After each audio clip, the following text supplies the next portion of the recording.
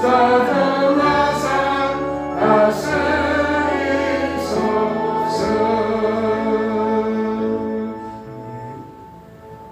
거룩하신 하나님 아버지, 무더운 일기 가운데도 거룩한 주의 날을 통하여 오늘도 주의 부르신 음성에 응답하고 이 귀한 전에 믿음으로 섰습니다.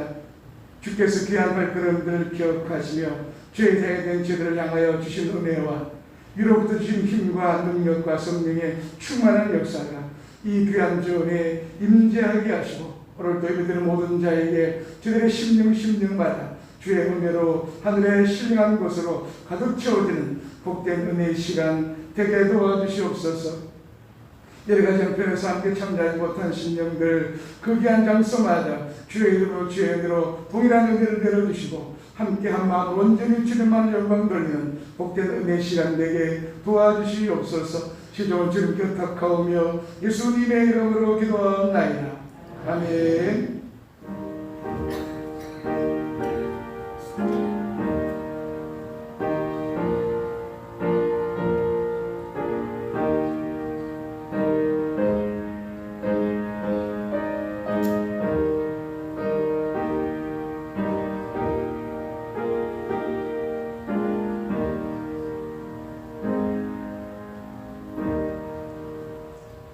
찬송가 9장 찬송하겠습니다.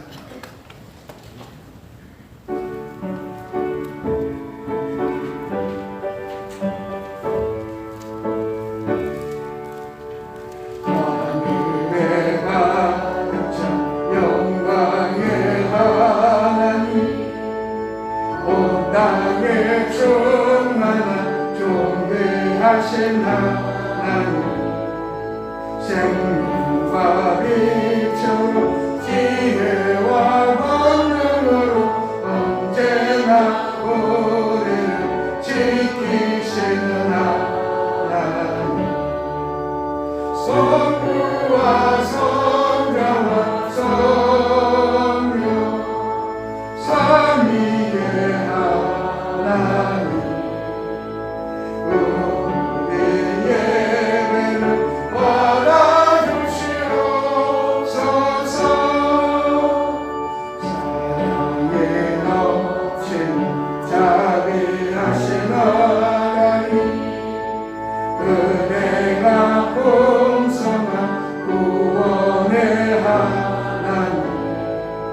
참회의 심령에 평안을 주시옵고 죄악과 허물을 용서하여 주소서.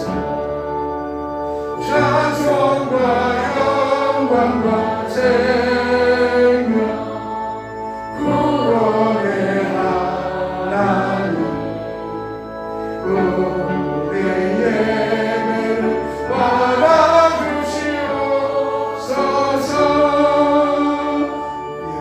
연약한 신령 굳게 세워주시고 우둔한 마음을 지혜롭게 하시고 주의 뜻 받들어 참되게 살아가며 주 말씀 따라서 용감하게 하소서. 권능과 지혜와 사랑 은혜의 하나님, 우리의 예배를 받아주시옵소서. 주 앞에 나올 때 우리 맘 기쁘고 그 말씀 힘내어 새 희망이 솟는다.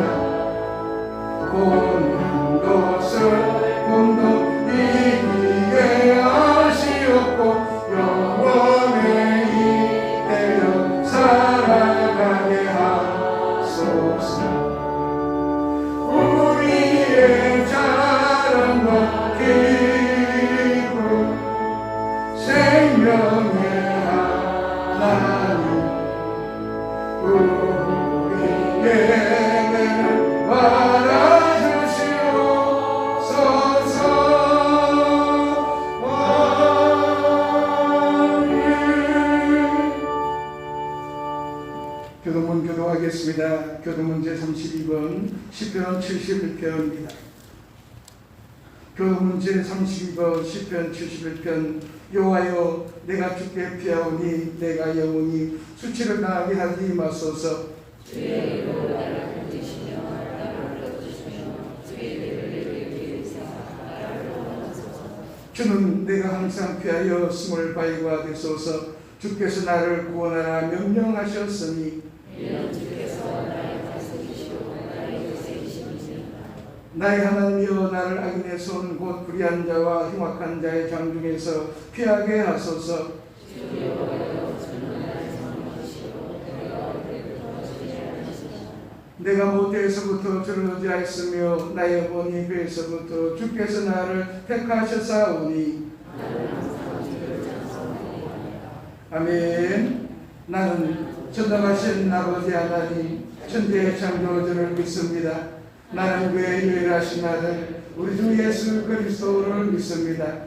그는 성령으로 잉태되어 동정녀 마리아에게서 나시고 본디오 빌라도에게 고난을 받아 십자가에 못 박혀 죽으시고 장사된 지 사흘 만에 죽은 자 가운데서 다시 살아나셨으며 하늘에 오르시어 전능하신 아버지 하나님 우편에 앉아 계시다가 거기로부터 살아있는 자와 죽은 자를 심판하러 오십니다. 나는 성령을 믿으며 거룩한 공교회와 성도의 교제와 죄를 용서받는 것과 몸의 부활과 영생을 믿습니다. 아멘. 앉으셔서 찬송가 254장 찬송하겠습니다.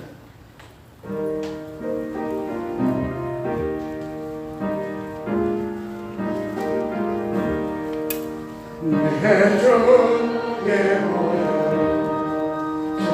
정하고 정하자 내 죄를 정케 하신 주 나로 하신 내가 주께로 죄원하오니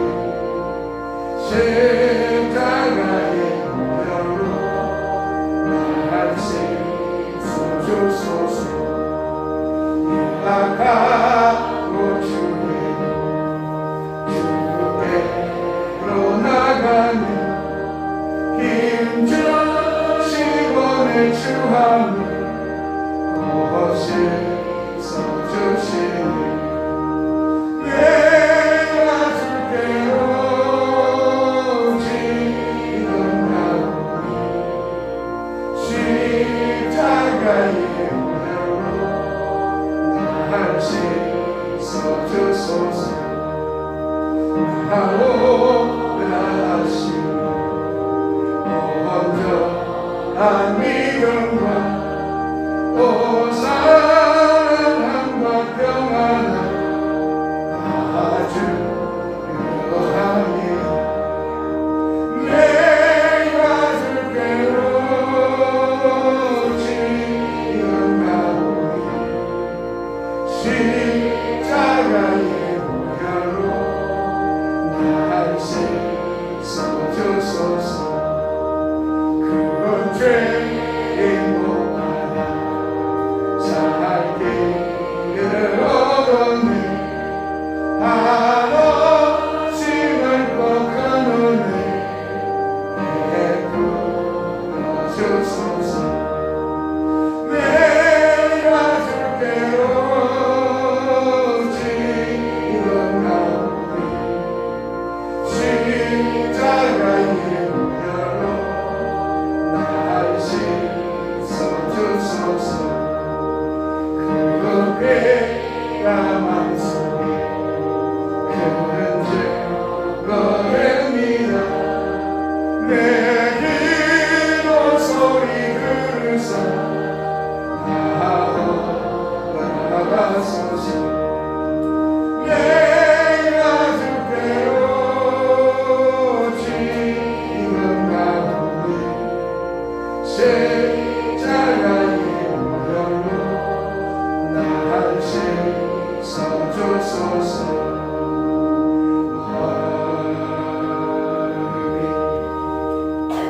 같이 기도드리겠습니다. 기도하실 때 손효석 장로님 기도하시겠습니다.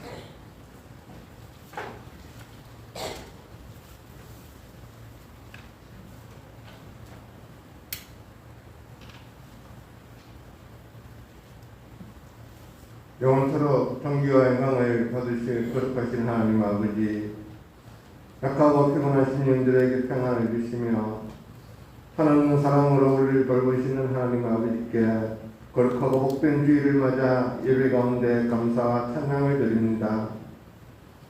코로나로 인한 혼란과 어려운 상황 가운데서도 주의 전에 모이게 하시고 하나님의 말씀을 듣고 진정으로 예배를 드리도록 인도하시는 하나님, 저희들의 삶과 신앙이 흔들리지 않는 반석 위에 설 수 있도록 지키고 보호하여 주시기를 원합니다. 이어지는 무더위 가운데서도 저희들을 지키시고 보호하여 주시기를 원합니다. 힘든 가운데서도 포기하거나 좌절하지 아니하고 저희들을 지키시고 보호하여 주시는 주님을 바라보며 새 힘을 얻게 하여 주시옵소서. 특별히 연로하신 분들의 건강이 잃지 않도록 살아가는 동안 어려움 당하지 않도록 도와주시옵소서. 오늘 주의 전을 찾아드리는 성도들을 사랑하시사 저희들이 드리는 기도가 아버지께 상달되어 응답받는 기도가 되게 하여 주시옵소서. 영육간의 평강과 성령 충만함을 허락해 주시옵소서. 여러가지 문제들로 인해 강구하는 기도와 마음의 소원들을 이루어 주시옵소서. 우리 가정과 자녀와 직장, 생업에서 하는 일마다 하나님께서 능하신 손으로 붙드시사 돈사가 잘되고 강건해지는 복으로 채워주시옵소서. 각기 처한 상황을 아시는 주님, 어려운 데일수록 더욱더 주를 의지하게 하시고 해결되지 못한 일들이 성령의 도우심과 인도하심으로 모두 풀어지는 은혜가 있게 하여 주시옵소서. 당군교회를 이끌어가시는 주님, 이 지역에 주님의 뜻이 계셔서 이 교회를 세워주신 줄 믿사오니 주님의 그 뜻을 이루어가는 교회가 되게 하시고 신령한 하나님의 은혜가 늘 충만한 교회가 되게 하여 주시옵소서. 사랑이 넘치는 교회가 되게 하시고 말씀에 순종하며 기쁨이 넘쳐나는 교회가 되게 하여 주시옵소서. 오늘도 귀한 말씀을 선포하시는 목사님을 생명의 복음을 힘있게 증거하실 수 있도록 인도하여 주셔서 말씀을 통하여 은혜의 시간이 되게 하여 주시옵소서. 이 시간 예배를 돕는 모든 손길들을 기억하여 주시옵소서. 예배 참석한 성도들 간에 사랑으로 위로하고 서로를 중보하는 귀한 동역자들로 삼아 주시옵소서. 저희들이 드리는 예배가 온전히 하나님께 영광 돌리는 예배가 되기를 원하옵고 우리 주 예수님의 이름으로 기도드리옵나이다. 아멘.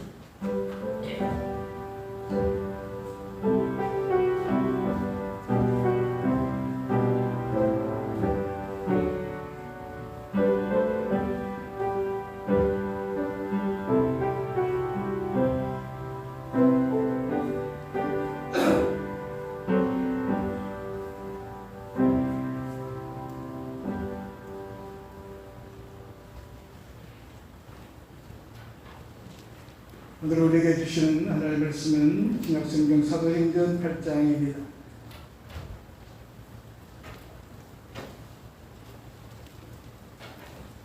사도행전 8장 1절로 8절의 말씀, 제가 가진 신약성경 200쪽입니다.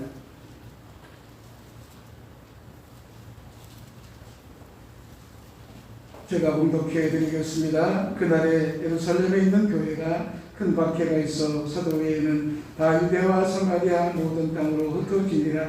경건한 사람들이 수레바늘 장사하고 위하여 크게 울더라. 사울이 교회를 전멸할새 각 집에 들어가 남녀를 끌어다가 옥에 넘기니라. 그 흩어진 사람들이 두루다니며 복음의 말씀을 전할새 빌립이 사마리아 성에 내려가 그리스도를 백성에게 전파하니 무리가 빌립의 말을 듣고 행하는 표적도 보고 한 마음으로 그가 하는 말을 따르더라. 많은 사람에게 붙었던 더러운 귀신들이 크게 소리를 지르며 나가고 또 많은 중풍병자와 못 걷는 사람이 나오니 그 성에 큰 기쁨이 있더라. 아멘. 다같이 찬양, 오직 예수뿐이네 찬양하겠습니다.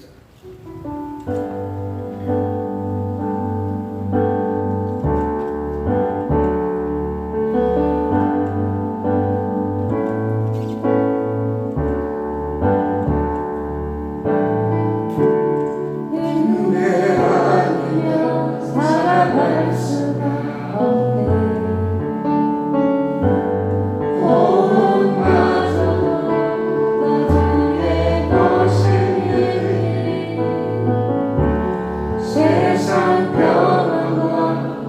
위로 내게 없어 예수 오직 예수뿐이네 은혜 아니면 은혜 아니면 살아갈 수가 없네 호흡마저도 가슴에 놓으시니 세상 평안과 위로 내게 없어 예수 오직 예수뿐이네 크신 게 값없어 크신 게 다 볼 수도 없고 작은 눈 안에 지쳐도 주 때문이 나의 모든 삶 버티고 견디게 하시네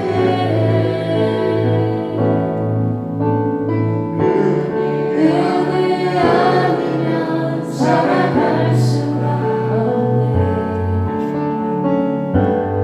나의 모든 것 다 주께 맡기니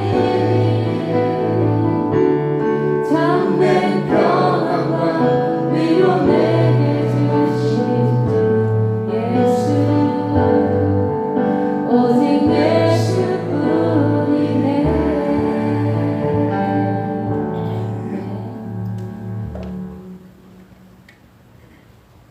옛날 한 나라에 어느 왕이 있었습니다. 근데 왕이 자리에 있다 보니까 그의 마음이 늘 정치적으로나 또 여러 가지 상황으로 불안하고 조마조마했습니다. 하루는 이 왕이 그 나라의 화가들을 불러서 좀 가장 평화로운 그림을 그려가지고 내가 좀 보고 이렇게 위로도 받고 좀 마음의 평강을 누리게 했으면 좋겠다. 그래서 가장 평화로운 그림을 잘 표현한 화가에게 내가 상금을 주겠다. 그렇게 말했습니다. 화가들은 각자 정말 최선을 다해서 평화를 묘사를 합니다. 그 가운데 최종적으로 2개의 작품이 뽑혔는데 한 작품에는 아주 평안한 그런 호수와 또 호수 주변에서 양떼들이 풀을 뚫는 넓은 들판이 보이고 뒤쪽에는 새들이 노래하고 아이들은 즐겁게 놀고 있고 하늘에는 뭉실뭉실한 그러한 흰 구름도 떠다닙니다. 아름다움과 고요함이 아주 절묘하게 조화를 이루는 풍경이었습니다. 작품을 감상한 이 왕은 어느 날 미소를 지었지만 그러나 그의 마음 깊은 것까지 평안으로까지는 이끌지 못합니다. 나머지 한 작품을 본 왕이 잠시 멈추다더니 한동안 그것을 뚫어지게 쳐다봅니다. 바다 가운데 바위가 있는데 그 바위 중심으로 거친 폭풍우가 몰아치고 성난 파도가 계속 공경에 취한 한 배 한 척도 보이게 됩니다. 하늘에 짙은 이 먹구름이 폭풍을 더 사납도록 그렇게 만들었고 그런데 바다 중심에 있는 바위의 그 꼭대기에 조그마한 틈새에 새 한 마리가 조용히 둥지를 들고 있었습니다. 그 모습을 자세히 쳐다보니까 그게 어미 품에 안긴 어린 새들도 보였습니다. 그런데 어린 새들은 주변에 무슨 일이 있느냐 그런 표정으로 평온하게 어미 날개에 덮여 있었습니다. 두 작품 가운데 왕은 두 번째 작품을 묘사한 화가에게 상금을 허락합니다. 그리고 왕이 그 이유를 이렇게 덧붙입니다. 위태로운 상황에서도 어미 품에 안긴 새끼의 모습이 가장 아름답고 평화롭게 보였기 때문입니다. 이 세상에는 편안한 환경가 있을 수 없는데 진정한 평안이란 이 새들처럼 불안한 상황에서도 요동하지 않냐고 평안을 유지하는 것이다. 그렇게 말했습니다. 한낱 이야기에 불과하지만 우리는 이 세상에는 이처럼 평안을 찾을 수 있는 환경은 어디에도 없는 겁니다. 환경을 애써 어떤 평안을 찾으려 하면 우리에게 남는 것은 언제나 불안과 좌절밖에 없습니다. 예수 믿는 성도들이 얻는 평화라고 하는 것은 그저 아무런 어려움이 없는 가운데 평안이 아니고 폭풍 속에서도 누릴 수 있는 평안을 말합니다. 마태복음 8장에 보게 되면 거기에 예수님과 제자들이 갈릴리 바다를 지날 때 풍랑을 만납니다. 배가 뒤집혀질 그런 상황 가운데도 제자들은 그냥 정신이 없는 그런 상태지만 예수님은 배 뒤쪽에 주무시고 계셨습니다. 제자들이 예수님을 깨우면서 흔들면서 소리칩니다. 예수님, 예수님, 우리가 다 죽게 생겼습니다. 일어나십시오. 주님이 일어나셔서 바람과 바다를 꾸짖어 잠잠케 하셨습니다. 어떤 사람들이 예수님이 매몰매해가지고 그래서 잠이 드셨다 하지만 그것은 전혀 아니었고 피조물인 그런 바람과 바다가 그들을 창조하신 예수님을 해칠 능력이 없는 상황이었기 때문에 그래서 예수님은 언제나 바람과 바다를 꾸짖어서 잠잠케 하실 능력이 있어서 그 어떤 상황에서도 전혀 두려움 없이 주무시고 계셨던 겁니다. 예수님은 이런 풍랑을 잠잠케 하실 수 있는 그런 능력이 제자들은 전혀 없을 것이라 그렇게 생각을 했었습니다. 예수님이 그들과 함께 하시지 않았으가 아니고 예수님과 함께 있으면서도 그들은 잘못 생각하고 두려워하고 있다는 것은 제자들은 아직 믿음 안에서 두려워하지 않을 수 있는 믿음까지는 가지 않은 걸 보게 됩니다. 그래서 예수님은 제자들을 향하여 어찌하여 무서워하느냐 믿음이 작은 자들아 그렇게 말씀을 하셨습니다. 우리가 정말 내가 죽고 예수로 살게 되면 환경의 영향을 적게 받게 됩니다. 우리는 전에는 그저 좋은 일이 생기는 것 그 때문에 기뻐하고 반대로 어려운 일이 생기면 슬퍼하는 이런 것들의 큰 영향을 받았지만 그러나 예수로 살게 되면 좋은 일이 생기느냐 어려운 일이 생기느냐 그의 마음에 전혀 유동하지 않습니다. 우리의 환경보다는 예수님이 기뻐하시느냐 아니면 슬퍼하시느냐 여기에 민감하게 반응하게 되고 그런 사람들을 통하여 주님의 역사는 이루어집니다. 오늘 본문에 이제 6장 지난 7장에 큰 이 초대교회에 큰 박해가 있습니다. 설교 도중에 설교 후에 오히려 스데반이 순교를 당하는 그런 일이 일어납니다. 스데반을 순교한 후에 8장에서는 예루살렘 교회와 성도들에게 큰 박해가 시작이 됩니다. 핍박이 너무 심해서 성도들은 예루살렘을 떠나 피난을 가야 됩니다. 예루살렘 성 안에 있기 어려워지니까 그들이 뿔뿔이 유대로 사마리아로 흩어지는데 그들이 흩어지면서 교회는 유대로 사마리아로 온 아시아로 퍼져나가기 시작합니다. 마치 산에 바짝 마른 그런 산에 불씨 하나가 떨어지니까 바람에 날려서 처음에 불씨가 아무것도 아니었는데 나중에 온 산을 뒤덮는 산불이 된 것 같은 그런 모양이었습니다. 그 당시 예루살렘 교회 성도들의 심령은 성령의 불이 임했습니다. 정말 이제는 내가 죽고 주님으로 사는 놀라운 성도들이 되었기 때문에 그런데 그 불을 가지고 가 있는 성도들이 유대와 사마리아로 흩어집니다. 가는 곳곳마다 불이 붙기 시작한 겁니다. 그래서 초대교회의 부흥이 이 사건으로 인하여 일어나게 됩니다. 하나님의 예언이 이루어지게 됩니다. 오늘 1절을 보면 사도 외에는 다 유대와 사마리아 모든 땅으로 흩어지니라. 4절을 보면 그 흩어진 사람들이 두루다니며 그랬습니다. 흩어졌다, 두루다녔다. 이 표현은 예루살렘을 떠나서 피난길에 들어선 그리스도인의 행편이 얼마나 비참했는가를 생생하게 알려주는 그런 구절입니다. 집도 교회도 다 버리고 목적지가 없는 길을 떠나는 겁니다. 아마 어떤 사람들은 눈물로 기도했을 겁니다. 하나님이 우리를 도와주시지 않습니까? 스데반이 설교하는데 그 설교 왜 그 사람 죽게 그냥 놔두십니까? 집도 없습니다. 교회는 문을 닫게 되었습니다. 하나님 왜 우리를 그냥 내버려 두십니까? 그들은 고난도 두렵지만 오히려 침묵만 하고 계시는 하나님이 더 답답했을 겁니다.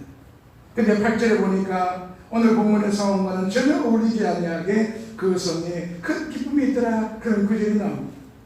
큰 박해, 큰 핍박, 거기에 큰 기쁨이라고 하는 것은 전혀 어울리지 아니하는 두 단어가 함께 기록된 것은 성령의 의도적인 그런 역사임을 알 수 있는 말씀입니다. 하나님께서 예루살렘의 큰 교회에 큰 박해가 일어날 때 가만히 계셨던 것이 아니라는 겁니다. 예루살렘의 박해 때문에 교회가 무너졌는가? 정반대였습니다. 오히려 반대로 초대교회는 점점 더욱 부흥하고 확대되었던 겁니다. 박해를 피해서 흩어진 사람들이 사방에서 복음을 전하고 유대와 사마리아와 소아시아와 유럽까지 교회는 퍼져갑니다. 그리고 전도의 주체가 늘 사도들만 하다가 이제 평신도로 넘어갑니다. 스데반이나 빌립 같은 그러한 평신도들은 그저 구제 사역을 위해서 뽑혔는데 이제는 복음을 전하는 사역자가 되었습니다. 하나님의 예언이 이루어진 것인데 1절에 보면 유대와 사마리아 모든 땅으로 흩어지니라. 4절에 그 흩어진 사람들이 두루다니며 복음의 말씀을 전하였어요. 사도행전 1장 8절에 오직 성령이 너희에게 임하시면 너희가 권능을 받고 예루살렘과 온 유대와 사마리아 땅 끝까지 이르러 내 증인이 되리라. 주님이 승천하시기 전에 제자들에게 분명히 예언한 말씀이었습니다. 예루살렘에 대해 박해로 인하여 온 유대와 사마리아에 복음이 전해졌습니다. 그 예언의 말씀이 박해로 인해서 성취되리라고는 누가 상상할 수 있었겠습니까? 예루살렘 교회에 핍박이 일어나서 성도들이 예루살렘에서 도무지 살지 못해서 피난을 가게 되었는데 온 유대와 사마리아와 땅 끝까지 그들이 흩어지면서 예수님의 증인이 되고 그리고 교회가 서게 됩니다. 스데반의 순교와 예루살렘 교회에 대해 핍박은 한편 시작하면 성도들에게는 이해할 수 없는 일이고 어떻게 보면 하나님께도 말할 수 없는 소매 같아 보이셨지만 하나님은 그 일 속에서도 역사하시고 그 일도 하나님 허락하신 가운데 된 일이라는 사실을 알게 됩니다. 이사야 45장 7절을 보면 나는 빛도 짓고 어둠도 창조하며 나는 평안도 짓고 환난도 창조하나니 나는 여호와라 이 모든 일들을 행하는 자니라 하였노라. 하나님은 환난도 창조하신다는 겁니다. 한편으로 하나님 분명히 살아계신데 어떻게 예루살렘에 대핍박이 일어나는가? 이제 그 초대교회가 모처럼 부흥이 붙어가지고 한창 폭발하는 그런 순간인데 거기에 핍박이 일어나는 것도 그 일 속에서도 하나님의 역사가 있었고 하나님 허락하셔서 된 일이었음을 깨닫게 되는 겁니다. 예수님의 십자가 사건도 그랬던 것처럼 스데반의 순교도 그리고 예루살렘의 대핍박도 하나님이 살아계시지 않으셨어요. 저들을 무관심하셔서 그랬던 일이 아니었고 그 속에 하나님이 친히 역사하셨던 겁니다. 오늘 본문 5절에 보면 빌립이 사마리아로 갔다 그랬는데 이것은 빌립이 오늘 본문은 그야말로 전도하는 것처럼 보여지지만 사실은 빌립이 얼마나 그 당시에 다급했는가 알 수 있습니다. 핍박이 아니었다면 빌립이 결코 사마리아를 가지 않습니다. 누가복음 9장 52절 이하에 얼마 전에 예수님의 제자들이 사마리아 땅에 들었다가 그곳 사람들이 예수님을 배척한 일이 기록이 되었습니다. 그때 이 야고보와 요한 우리의 아들이라고 하는 그런 성격에 맞게 얼마나 화가 났던지 주님 우리가 하늘에서 불을 내려가지고 하늘로 쫓아내려가지고 저희를 다 불태워버릴까요? 그렇게 했을 정도였습니다. 예수님도 그런 마음을 가지셨을 것이라 그렇게 제자들은 생각했습니다. 그 정도로 사마리아 사람들과는 정말 상종하지도 않고 길을 가다가 그 길을 이 사마리아를 지나가야 되지만 먼 길을 3일을 걸어서라도 돌아가는 그 정도로 사이가 좋지 않으면 그리고 거기 가게 되는 유대인들은 아예 그들과 이방인과 섞이는 것 문제가 되기 때문에 상종하지 않는 상황이었습니다. 그러니까 그 배척받는 그런 사람들을 통해서도 수모를 당하니까 아예 상종하지 않는데 그런 사마리아의 빌립이 왜 갔었겠습니까? 유대인들이 자기를 쫓아오다가 더 이상 사마리아에는 오지 않을 것이라 그렇게 생각하고 빌립은 피난을 간 겁니다. 근데 성경은 너무나 놀랍게도 이 부분을 설명하기를 빌립이 사마리아로 간 일에 대하여 피난 갔다 하지 아니하고 전도했다 그랬습니다. 전도여행을 간 것처럼 기록합니다. 5절에 보면 그리스도를 백성에게 전파하니 빌립뿐만 아니라 그리스도인들이 피난다는 일을 전도여행했다고 표현합니다. 4절에 보면 그 흩어진 사람들이 두루다니며 복음의 말씀을 전하였어요. 이건 참으로 놀라운 것인데 하나님이 하신 일을 증거한 겁니다.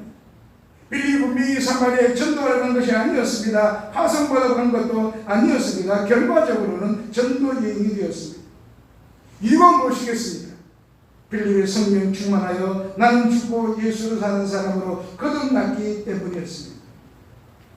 여러분 우리가 정말 십자가 복음을 분명히 믿어가지고 우리들 자신이 예수님과 죽었고 예수님의 생명이 되셔서 내가 살게 되면 그때부터 우리가 혹시나 어떤 어려움을 겪어서 피난 생활을 하게 되는 일이 있다 하더라도 그것이 우리에게 전도 여행이 되고 선교 여행이 된다는 얘기예요. 그래서 사마리아에 큰 기쁨이 임했다 그랬습니다. 많은 사람이 복음을 들었고 병에서 고침받았고 귀신 들린 자가 노임을 받았습니다. 예수님이 빌립을 통하여 친히 하신 겁니다. 이것이 우리가 오늘 성경에서 주목해야 될 겁니다. 내 핍박 가운데 이런 큰 기쁨이 일어난 것은 빌립이 성령 충만하여 나는 죽고 예수로 사는 사람이었기 때문입니다.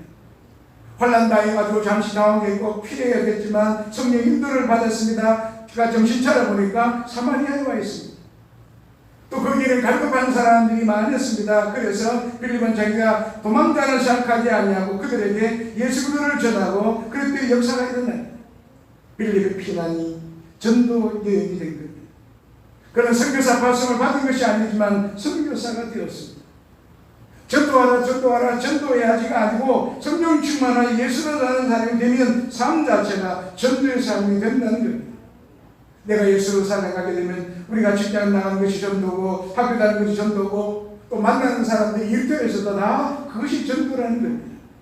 사도행전 1장 8절에 예언이 이루어집니다. 오직 성령이 너희에게 임하시면 너희가 권능을 받고 내 증인이 됩니다. 사마리아의 큰 구원의 역사, 큰 기쁨이 일어난 겁니다. 언제 핍박을 당하여 피난 왔는지가 전혀 잊어버릴 정도였습니다. 우리에게도 이런 일이 일어나기를 소원합니다. 초대교회 성도들은 성령으로 불붙은 사람들이었습니다. 그들이 흩어지니까 메바른 산의 불씨가 흩어지면 엄청난 산불이 일어나는 것처럼 온 유대와 사마리아와 온 아시아의 복음의 불이 붙기 시작했습니다. 예루살렘 교회의 핍박 때만큼 교회가 성장이 크게 일어나는 데가 없었습니다. 얼마나 신나는 일이었겠습니까? 우리가 성령 충만해 내가 죽고 예수로 사는 자가 되면 환난도 핍박도 두렵지 않게 되는 사실입니다. 전에는 그 환경 따지고 사람 따지고 자리 따지고 다만 우리 자신이 그렇게 약하니까 그럴 수밖에 없었습니다. 하나님 좋은 환경 주세요. 또 하나님 좋은 자리 가게 해주세요. 좋은 사람 만나게 해주세요. 늘 우리가 그렇게 기도한 것은 우리 자신이 약했기 때문이었습니다. 미국의 육군사관학교를 졸업한 학생들에게 해마다 설문조사를 합니다. 네가 졸업하고 어느 나라에서 너의 장교 생활을 하고 싶으냐 희망 국가를 써내라. 가장 많은 대답이 전쟁이 일어날 가능성이 제일 많은 나라에 보내달라는 겁니다. 왜냐? 세계에서 가장 우수한 무기를 가지고 가장 우수한 전술의 방법을 배웠으니까 써봐야 되고, 아니 그렇지 않으면 뭐하려고 이렇게 배우고 훈련했느냐? 그 어려운 훈련받고 그럭저럭 가다가 그냥 군대 생활을 하려면 왜 이렇게 이 어려운 이 과정에 와서 학교에 와서 그렇게 훈련하고 공부를 했느냐? 가장 험난한 지역으로 보내달라 그렇게 이야기했다는 거예요. 위대하신 하나님을 만나면 당연히 고난이 두렵지 않아야 정상이 됩니다. 예수로 살게 되면 그럴 필요가 전혀 없는 겁니다. 어려운 곳에 보내주세요. 아무도 안 가겠다면 제가 있습니다 라고 하는 것, 그 교만한 것이 아니고 예수님이 하시는 것을 믿기 때문이요. 이제 내가 사는 것이 아니고 내 안에 그리스도가 사신 것이 믿어지니까 믿음 때문에 그런 기도가 나오는 것이고 실제로 그런 삶이 놀라운 삶이 되는 거예요. 주위에 있는 사람들이 어떻게 저런 일이 일어날 수 있을까라는 것이고 참으로 그런 것 때문에 많은 사람이 놀랍게 하는 것, 여러분 이런 남장을 우리가 누려야 된다는 겁니다. 우리에게도 이런 일이 일어나기를 기도해서 혹시나 지금 힘들고 어려운 그 삶의 기반이 흔들린다 할지라도 정말 우리는 하나님 나에게 사도행전 8장에 이 말씀이 내게 이루어지길 원합니다. 그렇게 기도하시기 바랍니다. 그다음 그런 말씀도 기억이 안 나면 그저 큰 핍박과 큰 기쁨이라고 하는 그런 단어를 기억하면서 하나님의 큰 어려움 가운데도 큰 기쁨이 이대로 되게 해달라는 그런 기도가 필요한 겁니다. 우리가 기도를 하더라도 하나님이 역사하도록 기도를 해야 되고 하나님이 기뻐하시는 기도가 되어야 돼요. 눈앞에 닥친 사건이나 환경에 신경 쓰지 아니하고 오직 성령 충만하여 내가 죽는 또 내가 예수로 사는 삶이 되면 오히려 그 어려움이 엄청난 하나의 역사의 길이 되는 사실입니다.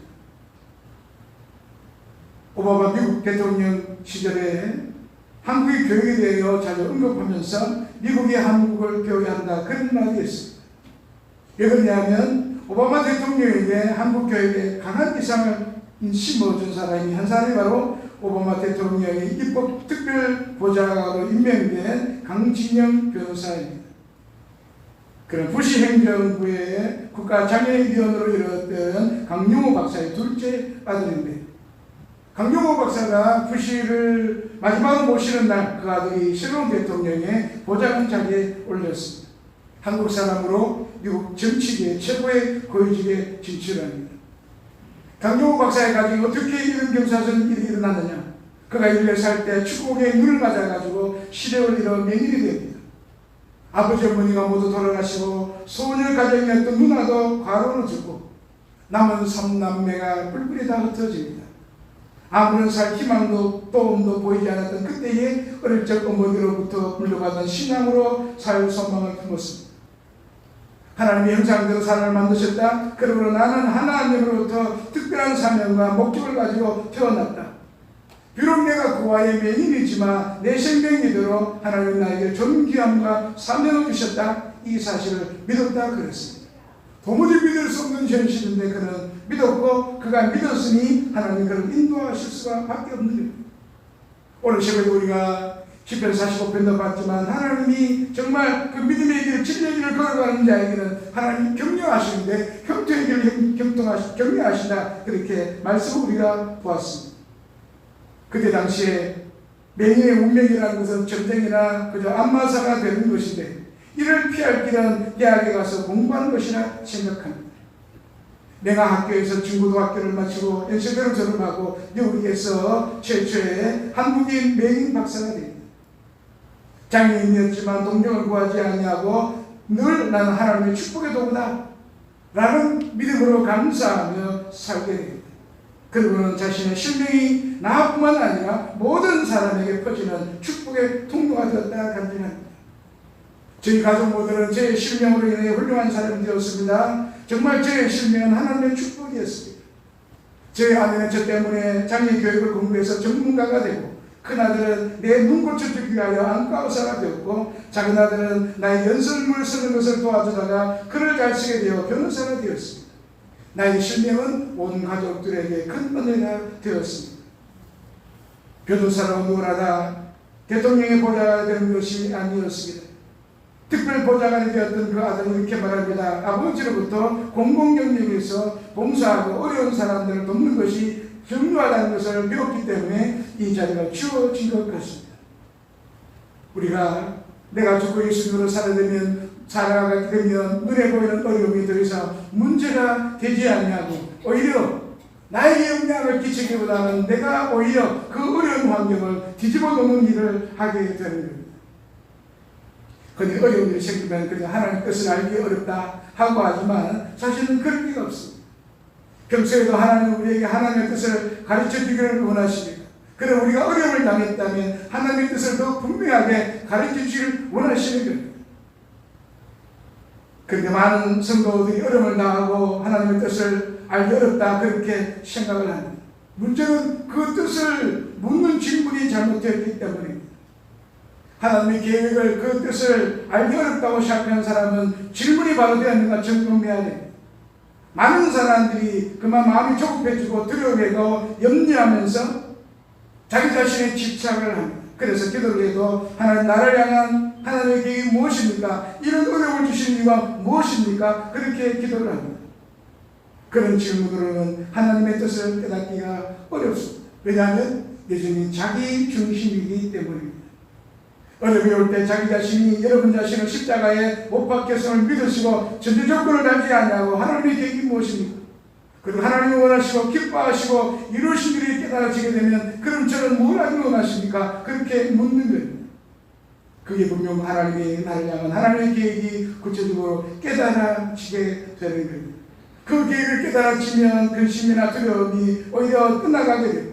적극적으로 그때마다 생기는 그런 염려가 십자가에 못 박고 오직 순종만 하게 됩니다. 여러분 어떤 분이 그렇게 자기 교회 전사님에게 이제 곧 목사 고시를 앞두고 있는 그 전사를 물었습니다. 전사는 욥기의 주인공이 누굽니까? 그랬더니 그 전도사님이 욥입니다. 그렇게 대답을 하니까 그 목사님 그렇게 말했습니다. 그는 잘못 생각입니다. 그러니까 성경을 읽어도 잘 깨닫지 못하는 그런 부분인데 욥기의 주인공은 하나님입니다. 어느 성경 본문이나 주인공은 아브라함도 아니고 다윗도 아니고 제자도 아니고 언제나 하나님이요. 나머지 사람들 다 엑스트라입니다. 어느 성경이나 하나님이 주인공임을 알고 읽어야 메시지가 분명해진다 그랬습니다. 여러분 성경만 그런 겁니까? 성경 읽기만 아니라 우리 인생도 마찬가지입니다.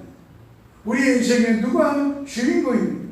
여러분이라면 삶이 더욱더 어려워질 수밖에 없습니다. 하나님의 뜻을 알기에 어려워지는 겁니다. 우리의 인생의 주인공도 주님이요. 이것을 분명히 알게 되면 길도 또 답도 분명해지는 겁니다. 큰 환란이 닥쳐도 오히려 큰 기쁨이 되는 겁니다. 성경은 분명히 하나님의 목적이 무엇이고 세상 역사가 어떻게 진행될지가 분명히 밝히고 있어가지고 그 하나님의 예언이 하나 남았다고 말씀하십니다. 마태복음 24장 14절에 이 천국 복음이 모든 민족에게 전해되기 위하여 온 세상에 전파되니 그리야 끝이 오리라. 이 말씀을 들으시기 위하여 모든 일이 지금 이루어지고 있는 것. 천국 복음이 모든 족속에게 전해지는 일을 위하여 역사는 움직이고 있습니다.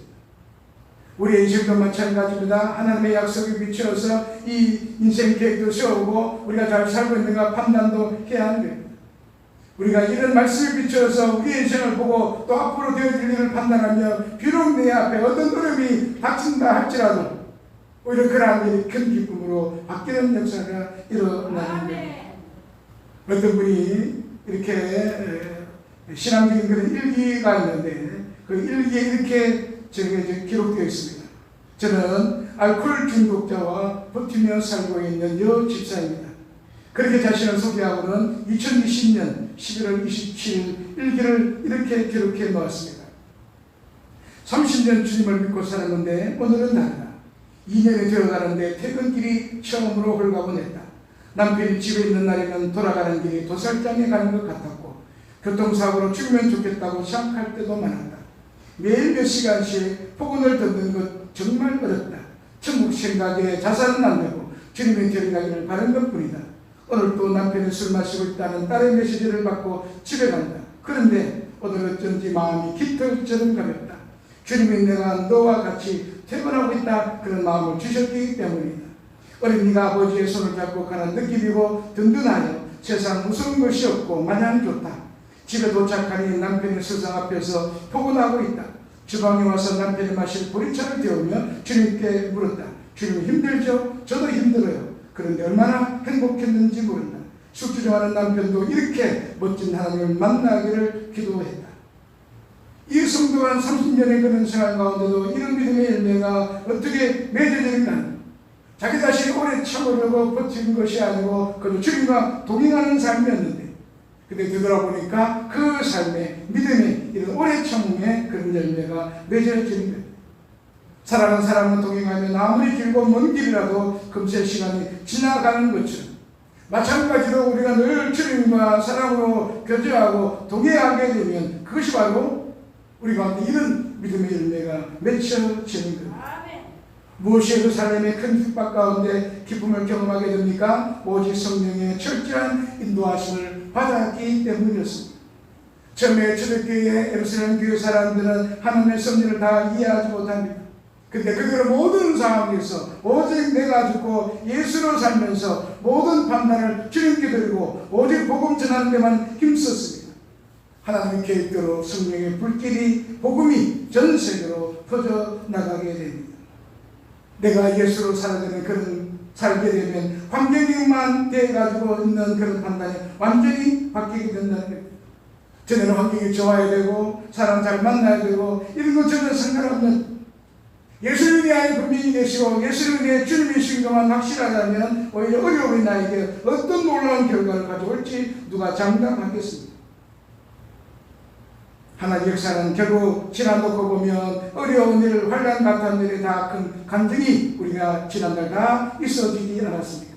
오히려 편안하다, 쉽다, 잘됐다 할 때가 오히려 위기였던 때가 더 많았던 겁니다.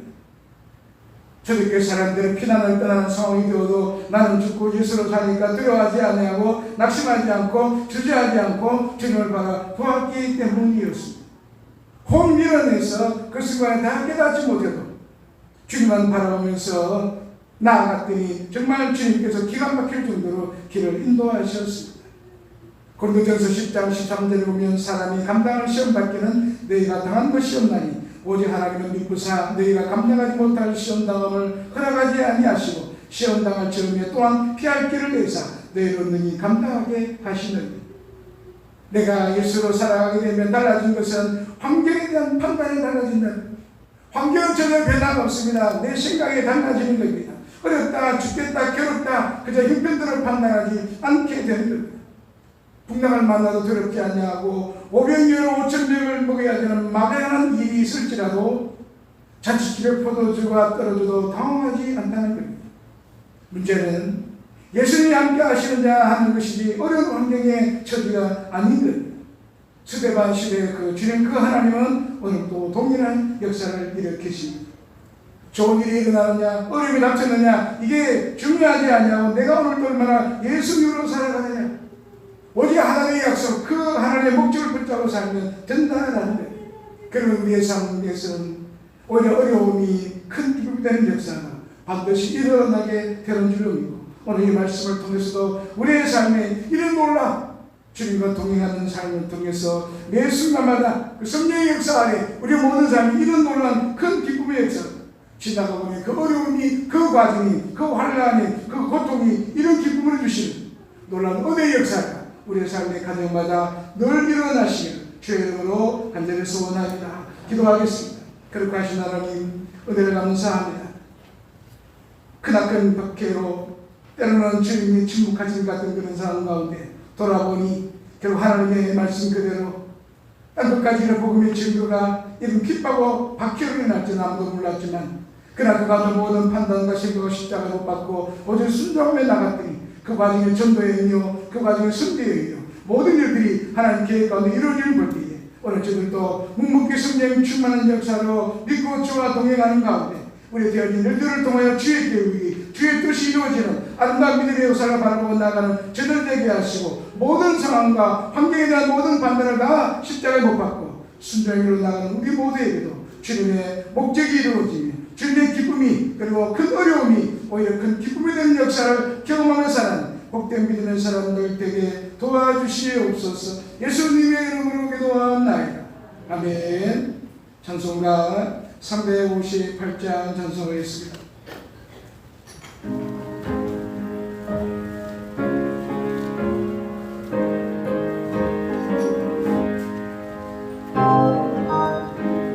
위에 신나는 하늘 높이 긁고서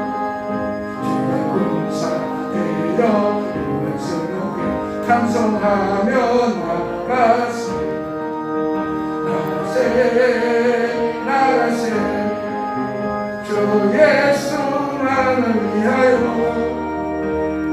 가지고 마치고 싸움터로 나가세 무슨 위로 가지 않은 주의 손 붙잡고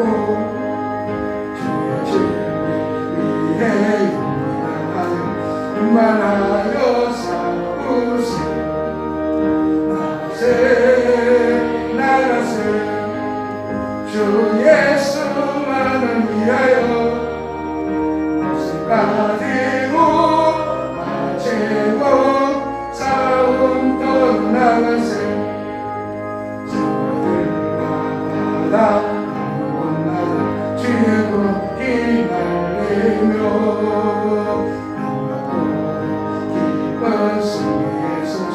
온 세상에 전하세 나가세 나가세 주 예수만을 위하여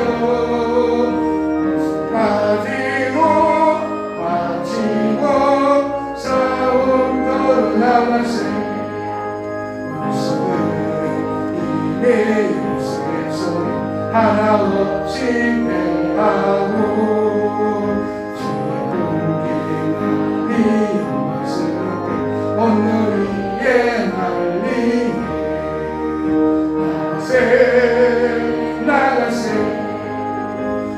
예수만을 위하여 무엇까지도 바치고 싸움터로 나갔을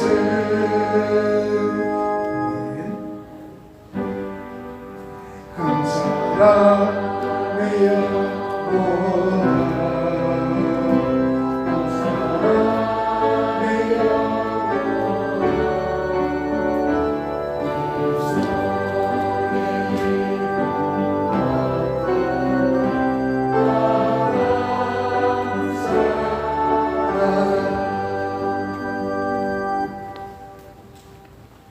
실제로 한금난 권사님, 김현재, 송효석 장로님 가정을 드렸습니다. 감사의 장모은희 집사님, 함기선 권사님, 손지로 장로님 가정 무명으로 드렸습니다. 이상일 집사님 가정, 주님의 감사 황유만 집사님 가정 무명으로 드렸습니다. 황말년 권사님, 손효석 장로님 가정, 최홍식 집사님, 손은준 드렸습니다. 성계의 이상일 장로님, 황금난 권사님, 황필관 권사님, 이선희 집사님, 손은준, 손효연 집사님, 서옥승 권사님, 물정국 서옥승 권사님, 황금난 권사님, 이선정 집사님, 황필관 권사님, 손효연 집사님 드렸습니다. 기도하겠습니다.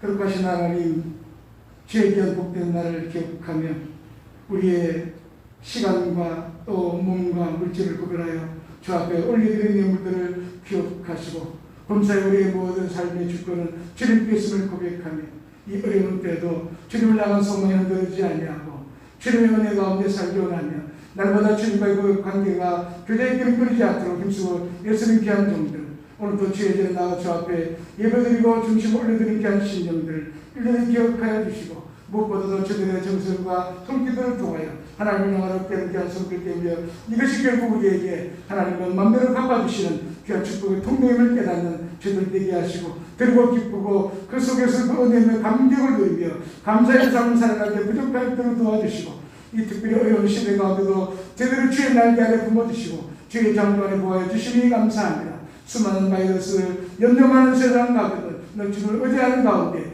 이 모든 일을 통하여 날마다 주의 장막 가운데 저들을 품어 보호해 주셔서 수많은 어려움들이 유월하고 지나가고 넘어가는 그런 역사를 우리의 삶의 자리 환경 가운데 늘 체험하는 저들의 믿음의 자리가 되게 주님 역사하시고 저들의 가족들은 드린 자리마다 또 군문에서 학업에서 각양 자리에서도 오직 주의 은혜와 주의 도우심을 체험하는 믿음의 삶들이 날마다 감정으로 감사로 나타나게 부족함이 없도록 주님 역사하시고 그 중심을 언제 주 앞에 올려드리는 삶 제물에게 주님 복내려 주시옵소서. 지난 한 주간 너희 모양 정량으로 주를 위해서 수고하며 지금 계단을 지키며 깨우며 기도의 줄기 붙잡고 끝까지 믿음의 길을 달리고자 하는 귀한 신령들 간절한 주의 소망을 붙들고 믿음으로 기도하는 신령들 끝까지 주께서 나가신 그때까지 달려갈 수 있는 신실한 믿음의 사람들 믿음의 경주자로 주님 붙들어 주시옵소서. 감사하고 예수님의 이름으로 기도하옵나이다.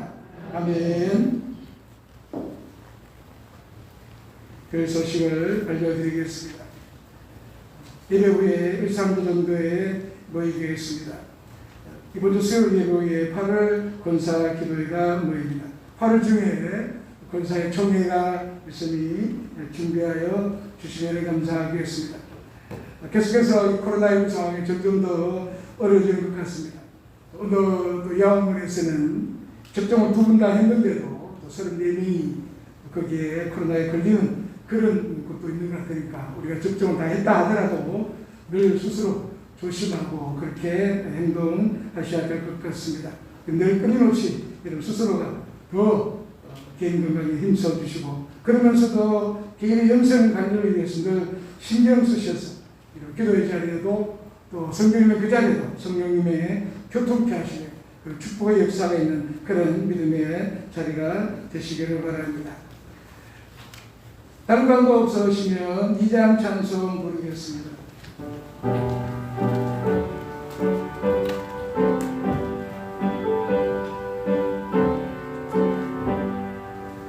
자야 성부 성자 성령 성삼위 제계 영원으로 하나님까지 영광을 돌려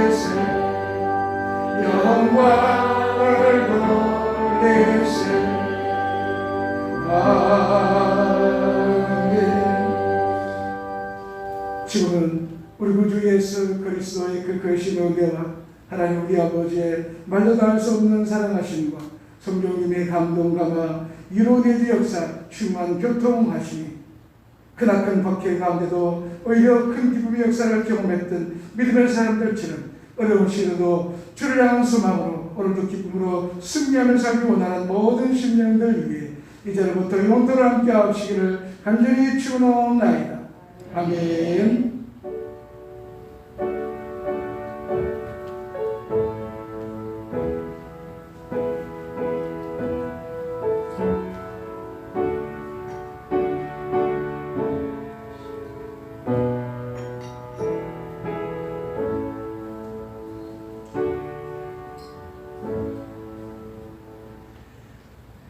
우리 앞뒤좌우에 인사하신 무더위 위에도 주님의 큰 기쁨이 있기를 소망합니다.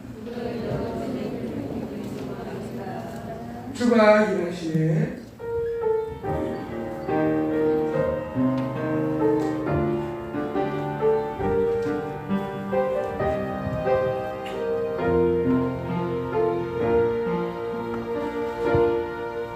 나를 잡으러 갈 때 힘들어서 걸을 때 그때가 하나님의 때 내 힘으로 안 될 때 그 손으로 걸을 때 내가 고백해 여호와 이래 우리 모인 이곳에 주님 함께 계시네 누리네 아버지 은혜 작은 떡과 물고기 내 모든 걸 드릴게 모두 고백해 여호와 이래 주가 일하시네. 주가 일하시네 주께 아끼지 않는 자에게 주가 일하시네 주가 일하시네 신뢰하며 걷는 자에게 주가 일하시네 주가 일하시네 주께 아끼지 않는 자에게 주가 일하시네 주가 일하시네 신뢰하며 걷는 자에게